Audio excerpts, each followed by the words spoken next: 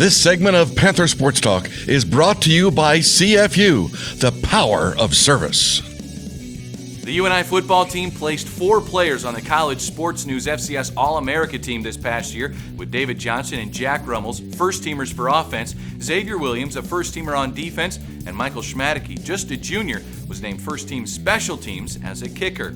Now, 3 and 4 years ago, you may remember hearing their names on National Signing Day, but no one ever knows what their impact will be at the end of a career. This week, some specifically selected athletes put their initials down on paper for UNI football, all hoping to be major contributors for the Panthers in the years to come.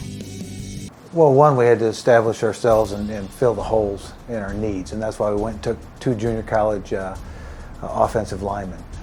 Excitement will probably come from the skill players that we took that are already here on our campus. We've got a quarterback out of Hutch, Dalton Demos, Savant Huggins out of Rutgers, and then we picked 2 other players out of St. Peter's Prep originally, one that went to Nebraska, one that went to West Virginia, and they have transferred here to play a defensive, basically 2 defensive backs for us. So, you look at the guys at the midterm that are already on our campus, you get excited because they're here, they get to go through spring ball, and they should be contributors on this team this upcoming season.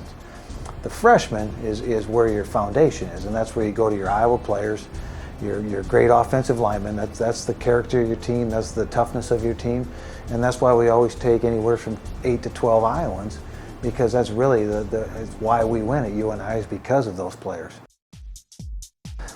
There's nothing easy about recruiting when it really gets into it, because the players are so much more aware of everything that's going on because of the internet. So you have to do a great job of staying close to the individual, making sure that they feel that you're real about what you're telling them and not just a recruiter. Because I think over the course of time they start to figure out what is real and what is salesmanship. So we try to just present our university, our program as best we can, be who we are, and if it's a fit for them, then it's a great fit for us. They're going to have to. We're going to have players come in with this class are going to have to come in and play for us.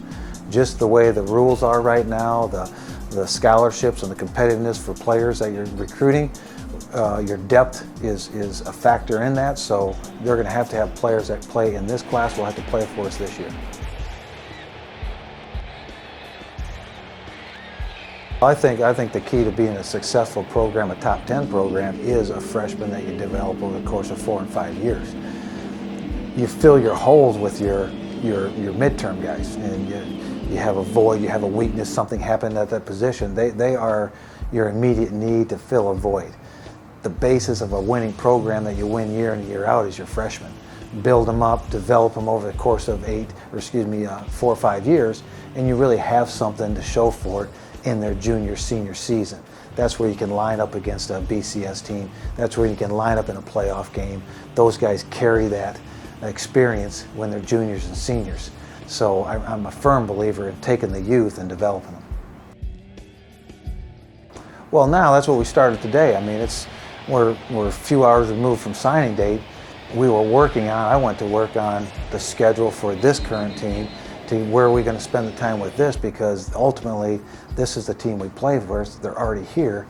What are we doing to develop this group? So let's focus on them. So I went to work on that before the ink dried on the ones that came in, because this is what we do is work with this group of players this time of year, because ultimately your work will show in September.